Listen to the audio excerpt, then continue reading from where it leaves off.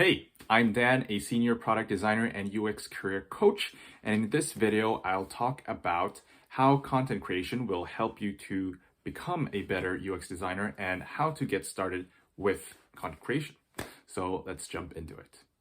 The main benefit for me is that by publishing content, you'll start to attract people who like that kind of content. So people who think the same things are important as you. So for example, for me, self-development is super important. So a lot of my content is about that. And that has made me meet a lot of other people who also find that important. And one example is, for example, Kim, who also has a YouTube channel. I'll link it below. But it's been super motivating to talk to her about those kinds of topics. And also, I mean, I'm making this video partly because of her, because now she's become a great friend and she's now my YouTube accountability partner. So meeting people like Kim and like other people. So shout out to Maureen and Elizabeth. I'll link their channel below. But that has really made me into a better designer because I am more motivated, I'm inspired, I do more of what I want to do, and that would be difficult to do if I just did this stuff alone. So basically, creating content will help you meet and become friends with people who have similar interests as you, and that will help inspire you and push you.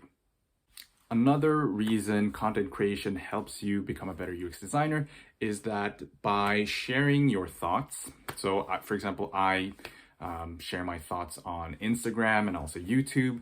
That helps you improve your thoughts and your opinions, because once you have to share your thoughts, you have to structure it so that it's understandable to other people. You have to filter it, remove things that aren't really important, focus on the most important things, and you have to look at it critically. Does what you're saying hold true? Do you have any kind of resources, or do you have any kind of experiences that would show that this is legit, basically? And doing that, refining them, crystallizing your thoughts, that helps you look at them and start improving them, iterating on them. So for example, this is an example of that, because this started out as a LinkedIn post. So I made a post about, okay, what did I learn after having an Instagram account focused on design for 1 year? And that having to make that post required me to think about, okay, what did I learn? What were the main benefits? And then I have to structure that and then think about, okay, what do people actually want to hear about, and what would be interesting and what makes sense, putting it all together.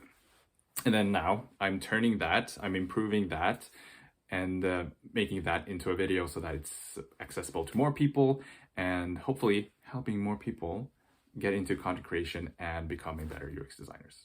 And the third and final reason I'm going to mention in this video is that there's a lot of transferable skills between making content and creating a good product. So for example, if you want to create great content, you have to first understand your audience.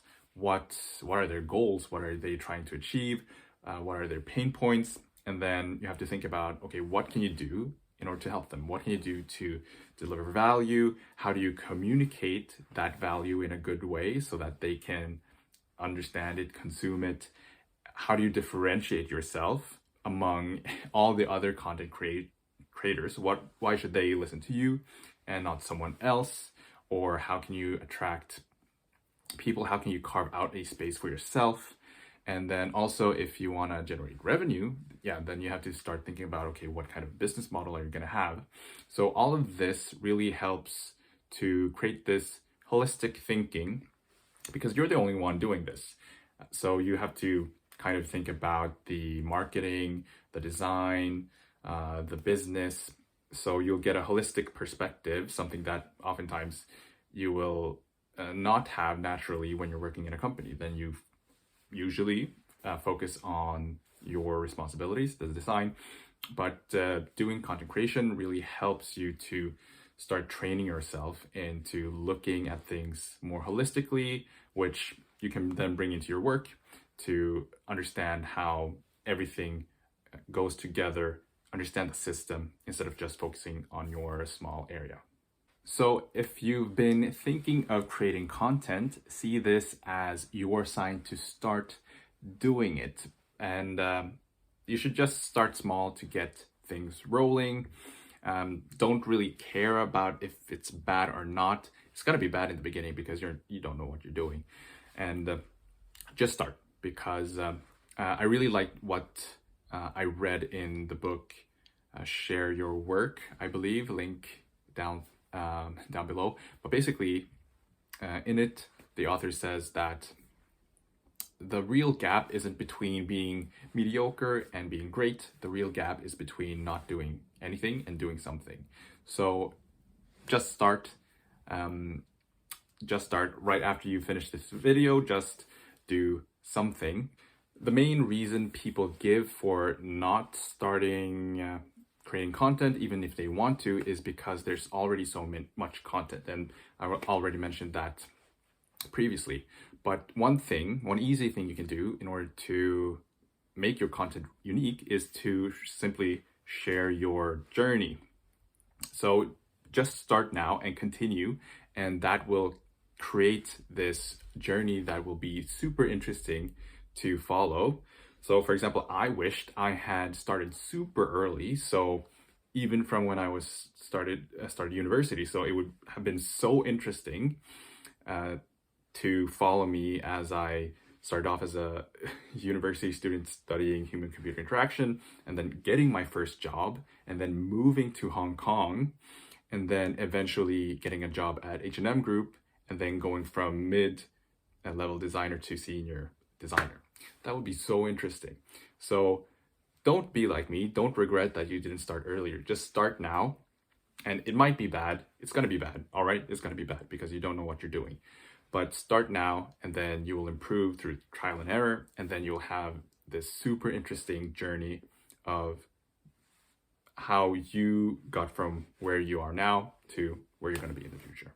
So with that out of the way, here are some concrete tips on how to get started. So first of all, which platform are you going to use? For that, I would recommend that you simply start using the platform, create content for the platform that you are the most familiar with. So what are you currently using a lot? If you, for example, use Instagram, which is what I'm doing, or I did when I chose to create a Instagram account, then create an Instagram account, create a design account for that. If you use Twitter, then use that. Start creating content for that. So now that you selected your platform, the next step is to just make something. And the best tip I can give you there is think about it as documenting and not creating. So if you start thinking like that, then you will stop having this kind of perfectionist attitude that I know super common. I have that now. I mean, that's the reason I haven't been uploading anything in 1 month. But start thinking about it as documenting. So just show what you're doing right now.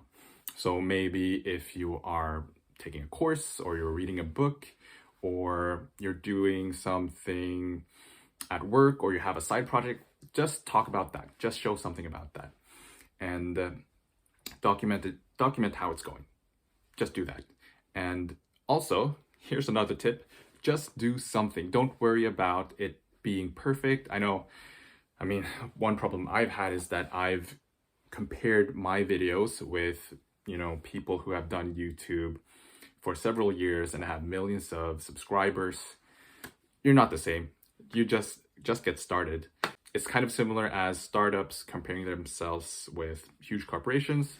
You shouldn't. You're not the same. So just make a video, and don't try to make it polished like these other big YouTubers or other content creators. I guess it doesn't really apply to Twitter.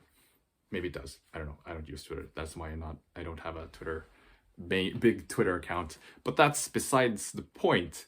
The last tip I want to give is to get an accountability partner, because that will just make things more fun, and it will also make you feel pressure to upload something. As I mentioned before, I have an accountability partner, Kim Tang, channel below, and honestly, it was difficult to make this video, but because I have an accountability partner, that motivated me to actually do this. So get an accountability partner, and just get started. So if you start anything, please let me know. Send a link to me either here on YouTube or Instagram or LinkedIn, wherever you want to send me, and I'll be looking forward to your messages. But that's everything from me today. If you like this, hit thumbs up, hit the subscribe button, notification bell. It really helps the channel. It helps me know that I should I should continue creating content. And if you like this kind of topic, then I have more on my Instagram. I also have a newsletter where I share my weekly notes from the content that I've been consuming. But thank you very much for watching, and I'll see you in the next one. Peace.